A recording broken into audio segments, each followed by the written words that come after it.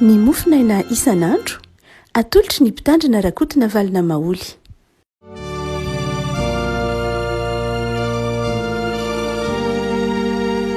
Fahamiraba antsika mpifaliana riavana hatratrity sabotsy fahavalon'ny volana janoary ity.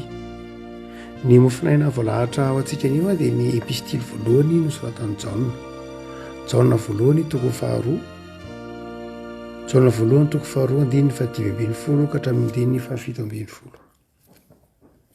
Jaona voalohany toko faharoa andininy fadimy ambin'ny folo ka hatramin'ny fafito ambin'ny folo. Fakitsika aminaran'i Jesosy.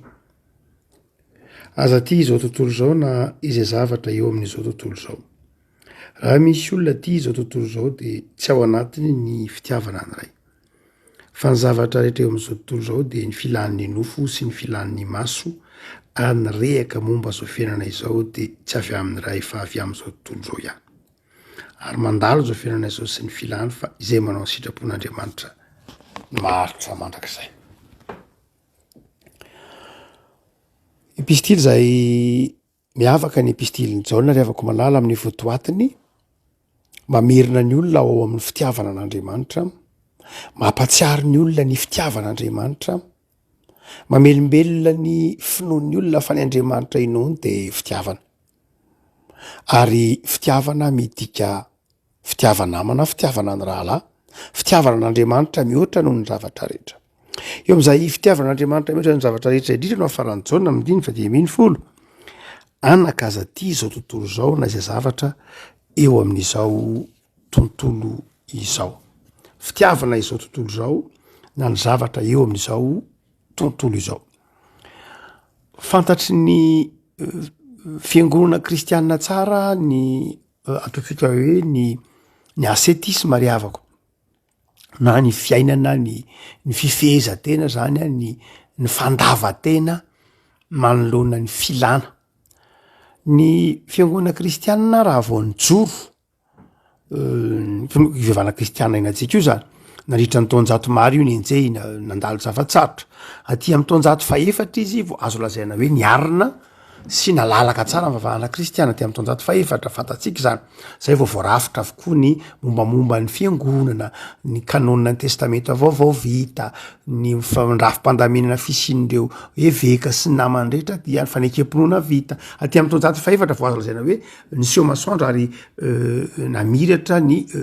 fiangonana. Fa zao nefa andriavako malala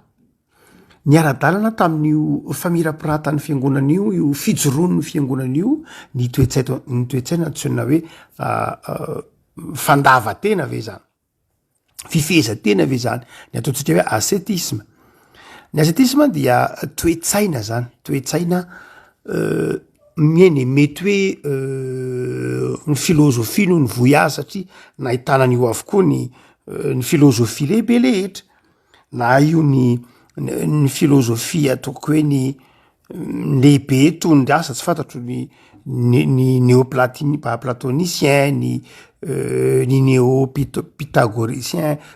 sy ny sisa zany hoe filozofia ny Pythagore, filozofia ny Platon fa navozina dia saika nafantatra an'ireo avokoa nefa raha ny tena marina tsy de tena tao anatin'ny lafiny hoe filozofia na fahendrena ihany nisy azy na ny fehezan'ny olona tena ny dikadeo ny ascète de exercice fifehezan-tena, famehezan-tena mba azo vokatra. Fanaon'ny ohatra hoe fanaon'ny atleta ny mifehy-tena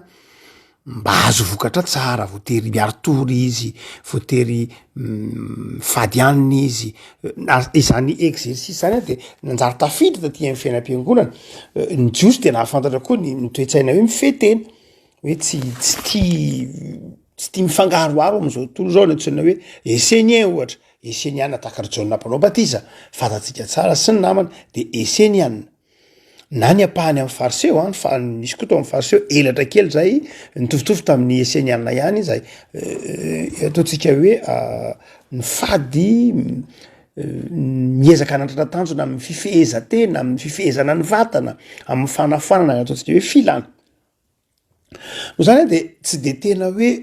zavatra manaitra loatra ny kristianina itony teniny Jaona itony fa famerenana ihany zay efa mety ho hitan'ny kristianina amin'ny fanatrahana tanjona satria ny olona mariky ny hoe olo-kendry tamin'ny andron'ny Paoly tamin'ny andro jauna ny olona tsy mba de manana fiainana baranahny tsy de mba manana fiainana tsisy lalam-piainana na tsisy fitondratena tsy de zay loatra ny moral tamin'ny androny jauna fa marika ny afantarana hoe olom-banina olo-kendry olona manana zay maha izy azy ny olona manana fifehezantena eto nefa de ho jauna manao hoe tsy fifehezantena fotsiny fa aza ty izao tontolo zao aza ty izao tontolo zao raha toka jerena re avaka eo amin'ny tantarany toe-tsaina na toetra ny fiarahamonina de tandrify antsika mihitsy am'izao tonjato enatsika zao ity afatra ity aza ty izao tontolo zao na zay zavatra eo amin'izao tontolo zao jao ny eto an tsy mitaona atsika tahaka an Jesoa ao amin'ny filasan-tsaramasina araka an'izao toko fa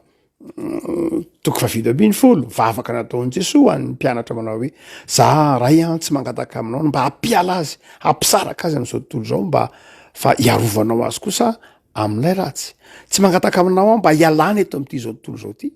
fa ny toerana eto am'ty zao tontolo zao ty fatsy idirany ao anatin'ny fakam-panana ho latsaka ao anatin'ny fakam-panahy maro isan-karazany de eto jauna manantitra izay vavaka nataon'i Jesoa zay hoe aza ty zao tontolo zao na zay zavatra eo am'izao tontolo zao ho tsika hoe ny taonjato enatsika ity a dia taonjato tondrony reo ataotsika hoe mpandinika ny fiarahamonina maro ho taonjato ny ataotsika hoe ny fotom-pisainana hedonista ny antsoina hoe hedonisme ny antsoina hoe fotom-pisaina zany antsoina hoe hedonisme izay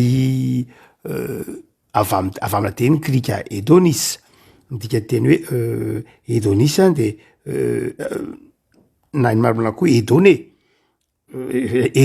na zao teny hoe hedonisme ny hedone dia plaisir zay no mahadika azy na fakana tsirony loatra amin'ny zavatra maro samy hafa dia eo no tonjato enatsika lay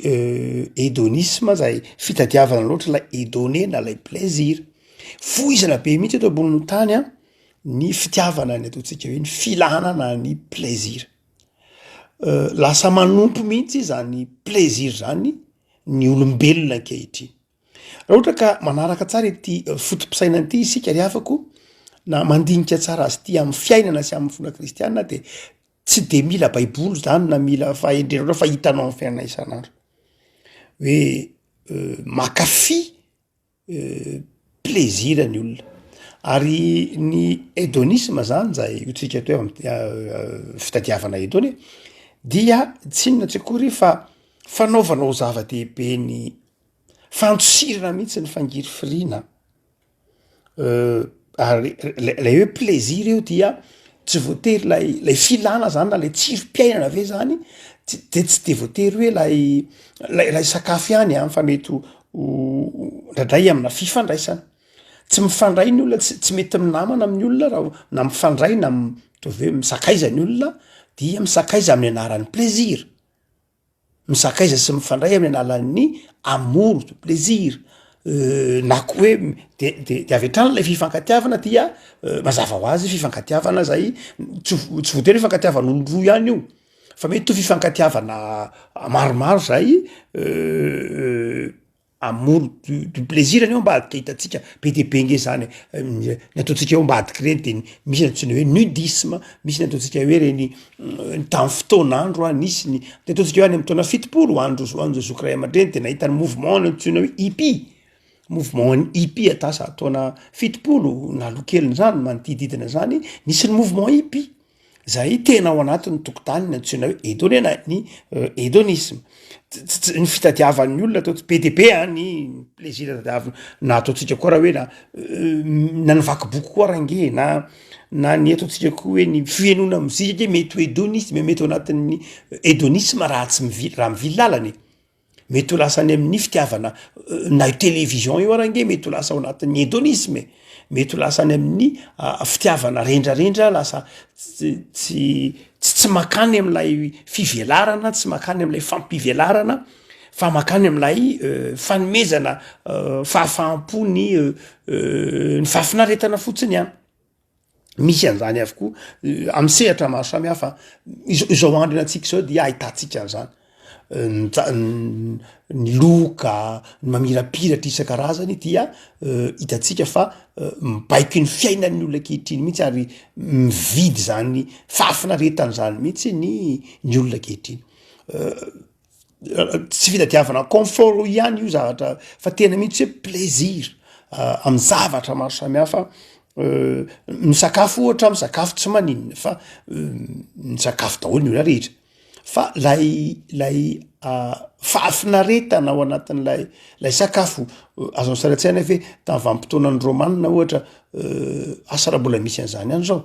hoe misakafo de aveo de rehefa voky sanatrindresaka miaratsiny ohatra ka misy misakafo de loarana ndray ny okibo de mamerina mihinana indray ohatroatra zany lay ataotsika hoe edone lay tena fitiava-pahafinaretana fakafizana ny tafahoatra ny fahafinaretana tsy filozofia efa nilozany toetrandro loatra zany io filozofia io na io fotom-pisainana io fa tena fotom-pisainany tonjato fa raika ambyroapolo tsy manao zavatra zany ny akabeazan'ny olona raha hoe avahako ny kristianina ndray zavatra hafa ny fomba fisainany fa ivelany kristianina de zao tsy manao zavatra zany ny olona raha tsy misy tsy atrakotsiny hoe tompontsoa fa tena fahafinaretana mihitsy ary ny maharahara aza ndraindray aza de tafiditra ty anatin'ny zavatra ara-panahy izy io ohatra hoe ndraindray mety ohatra hoe nao anatin'ny zava-panaza misy fandrika ihany ny hedonisme hoe ndraindray ohatra hoe na de mivavaka aza sanatria zany dia marina fa maka te-piangonana sika fa ndraindray misy toetsaina hedonista ihany tafiditra zany hoe za tsy miangona raha tsisy empanahy za tsy miangona raha tsisy zay mahatokany hoe ndraindray lay mpitarika lay fitoam-pivavahana na lay mpanetsika lay fitoam-pivavahana de voatery manome tsy hoe ratsy akory ny zava-maneno na ratsy ny tetehaka na ratsy ny orakoraka tsy voatery ho zay hoe ratsy zay fa ndraindray misy latsaka ao anatin'zay fakapana zay sofa vitsy ihany ny kristianina no meritreritra zany sofa vitsy hoe lasa lay fivavahana ary de lasa fitadiavana fahafinaretana tsy fitadiavana an'Andriamanitra fa ndraindray fitadiavana fahafinaretana ao anatin'lay fivavahana lay orakoraka lay tetehaka lay midobodoboka be lay zany hoe tsy tonga hitady an'Andriamanitra sanatria tsy ny tsara fa mety pitrangy zany am'izao taonjato enatsika zao de hitanareo nefa rany be dehibe hitanareo fa misy secte ndraindray miafara amina famonotena miaraka miafara amina fahalotom-pitondratena miafara amina fahavitavetana matsiravina ndraindray satria tafiditra ao anatin'lay izy lay hedonisme lay edone fitadiavana edone fantatra ny baiboly io ry avako malala zay mahatonga ny jaona miteny manao hoe tandremo ny fitiavana izao tontolo zao fa mampenjera ao amin'ny asan'ny apôstôly toko fafito ambin'ny folo raha mamaky an'zany ndraiky vedika atsika ny asan'ny apôstôly toko fafito ambin'ny folo dia misy karazan-drazana toetsaina hedonista ihany asan'ny apôstôly toko fafito ambin'ny folo dia andiny ny fahavalo ambin'ny folo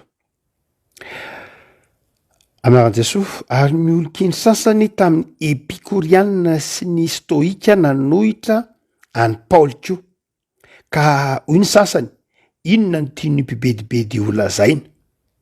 ary hoy ny sasany to mitory andriamany baovao izy satria Jesosy sy ny fitsanganany maty no toriny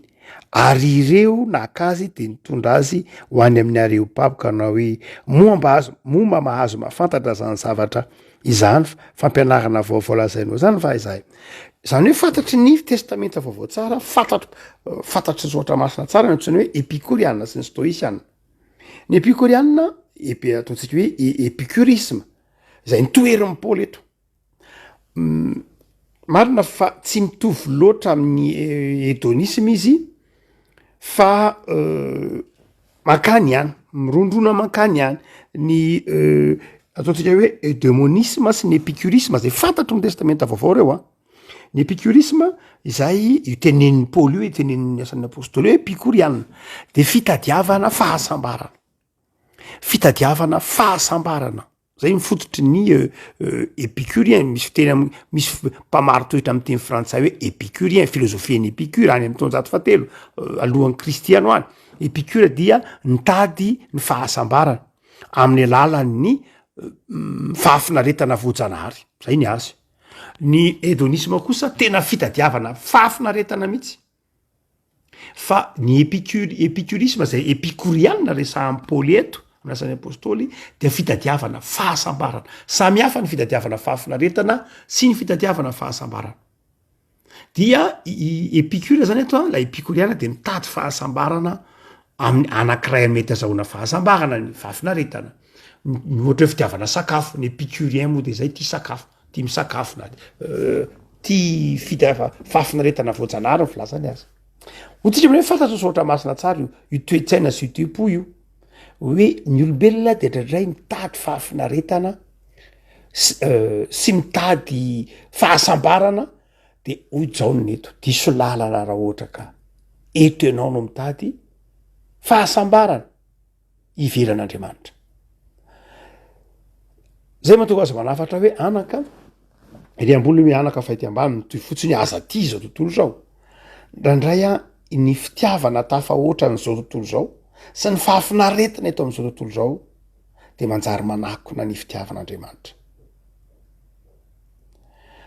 Raha ampiara zany dia afaka malala dia ahoana. Tsy tanjon'ny fiainan'ny kristianina zany ny fitadiavana fahasambarana iveran'Andriamanitra. Tsy hoe satria zay ny hédonisme, tsy hoe misakafo tsara na tian'ny olona na be voninahitra na mahazo bravo foana amin'ny fiarahamonina na mahazo tehaka foana na mitady tehaka foana dia mahazo zay no tsy ny hoe fahasambarana. Diso lalana raha ohatra ka zay no hitadiavana fahasambarana satria zany dia fahasambarana zao tontolo zao tsika teo hédoné toe-tsaina hédoniste. Raha ohatra ka mieritreritra manao hoe hitady fahafinaretana ny hitady fahasambarana amin'ny alalan'ny fahafinaretana voajanahary hoe sakafo be filan'ny nofo sy ny sisa rehetra dia tsy mitondra maka amin'ny fahasambarana zany. Eto ry avako malala dia manome vahaoran'Andriamanitra. Mety tentsika manao inona kosa moka tany mandalo ty ve sotra masina miteny hoe mifalia zatovy dia mbola tanora ianao, mifalia miravoravoa amin'ny vadiny fahatanorana be dia be dia sotra masina zay mitaonantsika hifaly sy ravoravo. Fa izao rehefa ko malala lalana hafa ny men'Andriamanitra atsika mba hahatonga atsika ho faly so sambatra ny fiainana isan'andro. Dia le fifaliana tena izy ao amin'Andriamanitra. Ny fifaliana zao tontolo zao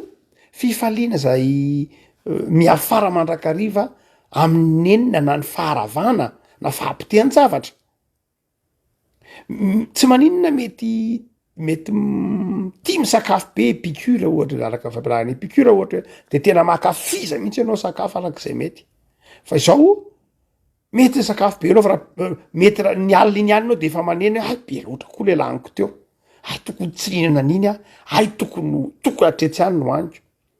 Tamin'ny sakafo le izy ianao dia tena nahita fahafinaretana tsara. Fa avy eo afaka adiny roa adiny telo na ny alina fotsiny na ny atoandro dia nanenina. Dia lasa sady le fifaliana teo aloha. Ny fifaliana zao tontolo zao dia tahak'izay mihitsy fifaliana zay tsy maharitra. Mety mandalo ihany ary tsy amin'ny sakafo ihany io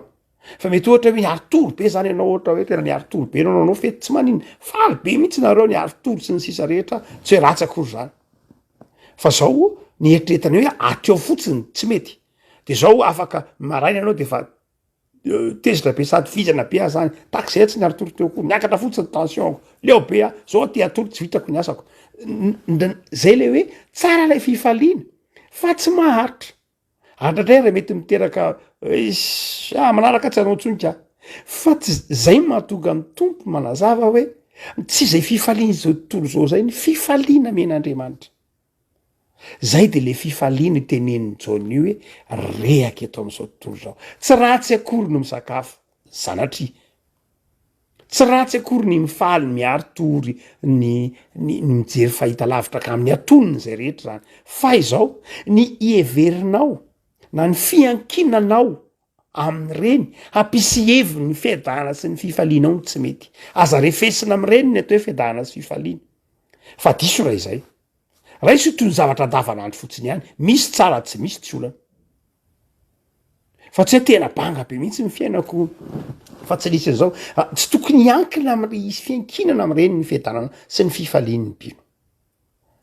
avako malala hoe tsika manao hoe ny fifaliany zao tontolo zao de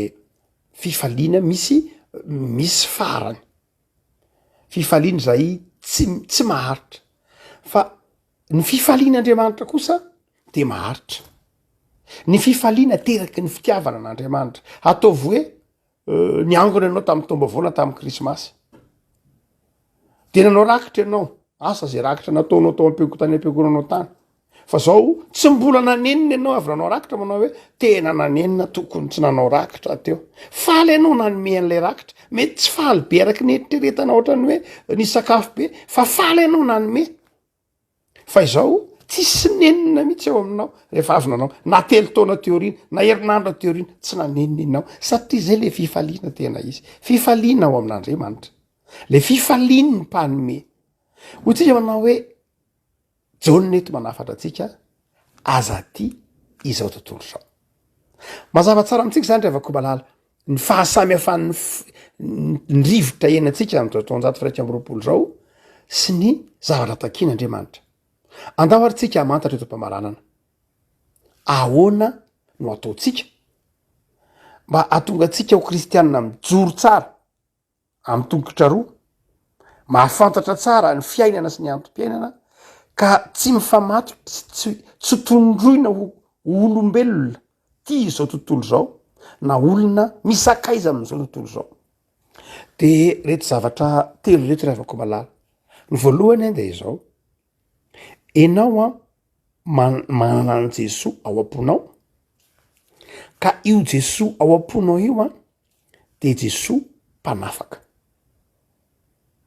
hoy ny filazam-paoly azy eo amin'ny Galatianina izay any Kristy Jesoa de efa nanombo ny nofony sy ny filany teo amin'ny hazo fijaliana ianao zany kristianina any Jesoa ianao ny filanao sy ny nofonao na ny fanirianao na zay heverinao fafinaretana de efa nentinao teo amin'ny hazo fijaliany Kristy zany hoe zay maha-olom-baovao ao am' Jesoa ianao de zao tsy andevozin-javatra na inona na inona eto am'izao tontolo zao isika misy zavatra be deabe eto am'izao tontolo zao tsika zany de tsy andevozin-javatra na inona eto am'izao tontolo zao tsy andevozi-tsakafo tsika tsy andevoziny fijejojontsika misy akanjo tsara anovantsika tsisy akanjo tsara zay eo ny anovantsika misy sakafo tsara mihinanysika tsisy sakafo tsara zay eo ny hoanitsika zany hoe olona afaka olona tsy ny fahasambarany sy ny fiadanany dia ao amin'Andriamanitra fa tsy miankina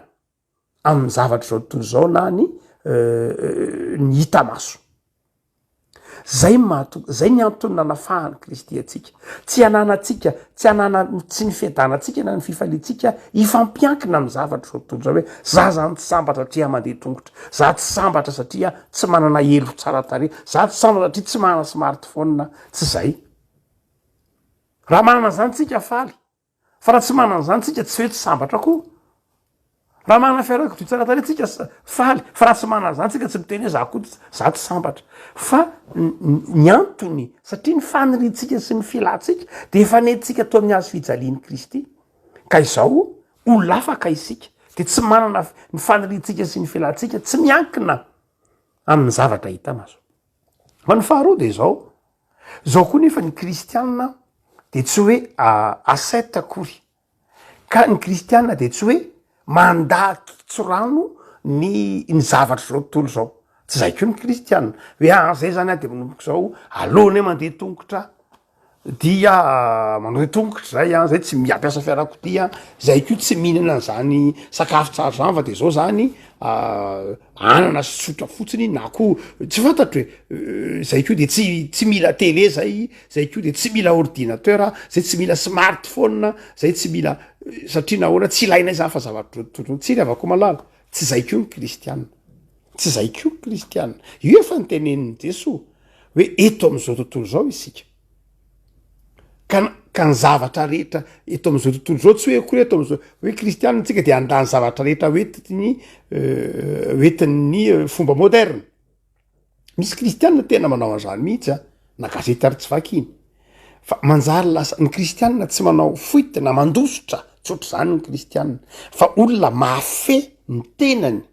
mafe ny zavatra rehetra ary tsy miankina amy zavatra tahaka zany.